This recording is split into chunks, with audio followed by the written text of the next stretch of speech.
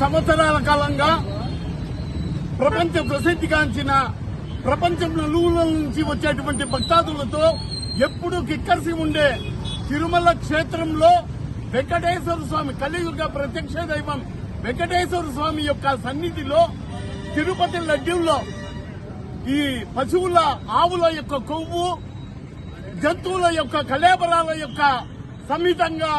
లడ్డూల్లో పొందుపరిచి భక్తులను హిందువుల మనోభావాలను దెబ్బతీసే విధంగా వైవి సుబ్బారెడ్డి గారు జగన్మోహన్ రెడ్డి గారు వైసీపీ ప్రభుత్వం చేపట్టిన